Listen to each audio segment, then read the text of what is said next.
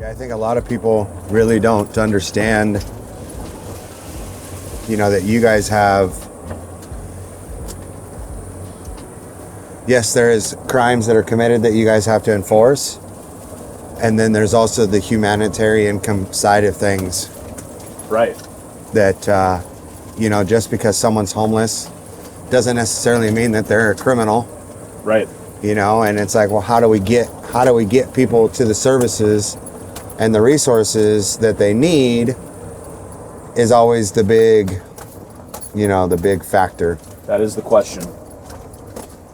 Well, here's both of ours. And it's frustrating at times. Oh my gosh. Yeah. At the end of the day, it's about helping people. And, sometimes with the way either the law is or the legislature is or the individual you're dealing with is, it's impossible to help them. And, yeah. Especially with our mental health that we have going on right now. There's no, the limited services, and it's frustrating for sure. Yeah, we had Ron Williams, one of the guys that helped with all the Measure 110 stuff, getting that whole deal, right? And we had great conversation in a video and played golf, and it was a lot of fun. And, we talked about in that video, like, Oregon is rated at number 50 in access to services for substance use disorder, right? For drug addiction. Well, now when you start talking about mental health and mental health disorders, we're rated 51st. Yeah. So I'm not a math genius, and I have a lot of education, but none of it is around mathematics. And the last time I checked, there's 50 states, and we're rated 51st, which says a lot. Yeah, that's bad. That's bad. That's bad. Yeah, kind of like my golf game today. Not good. Yeah. When we start looking at being rated 51st in the nation for access to mental health services, and then there's even stuff right now which you guys are probably more abreast to than the general public. They're getting ready to kick out a bunch of people from the state hospital. Mm-hmm. Even though, from my understanding, the psychologists, the doctors that do the patient stuff, right, are all saying that these individuals still need to be there. Mm-hmm. But because of the way that the law is here in the state of Oregon, the law says that it's inhumane. Right. But yet you have people that are, committed heinous acts that are in there that are then going to be put back out on the street. And then what? Then you guys as law enforcement have even more, because now you have these individuals that need those services. Right. That are no longer, because when they're out here, they're free to make their decision on whether or not they engage in those services. Right. And then when they don't, right, when they stop taking their mental health medications, then we're back to square one and they're committing heinous acts. Mm-hmm. And then you guys have to deal with it. Right. Right. As well as the community, but you guys as law enforcement, right? Yeah. So it's a crazy situation. And the frustrating part is everything in between, because we get called on those folks every day. And you mentioned earlier about education for the public, and it's like they'll call in because somebody's having a mental health crisis and they'll want us to do something about it. And they'll be so much in crisis that we can't talk to them, we can't help them. And again, being mentally ill is not a crime. Correct. We're not going to arrest that person. So in the general public, years ago, as Rodney knows, it was different. We treated them different. And I don't think that was the right way to do it either.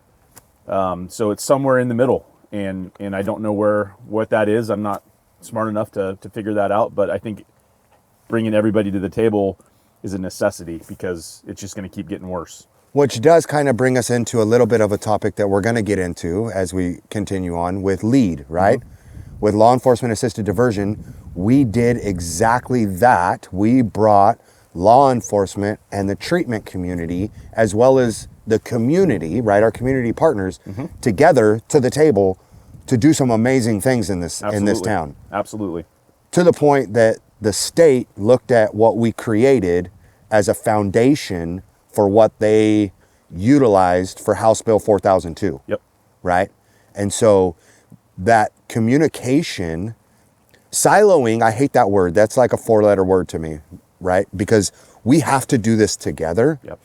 You know, and we proved it with, you know, that's how I met you, is with LEAD, right? We proved that when you bring people together with the same goal, right? Our goal is the same in treatment as it is in yours in law enforcement. Right. Right? On the back of your guys' cars, it says to protect and serve, right?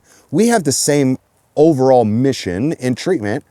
We want to serve individuals, which then when people stop doing drugs, they stop committing crimes, they become parents, they become protective members of society, right? They're not the revolving door of the judicial system, and it enhances the community, right? Yeah.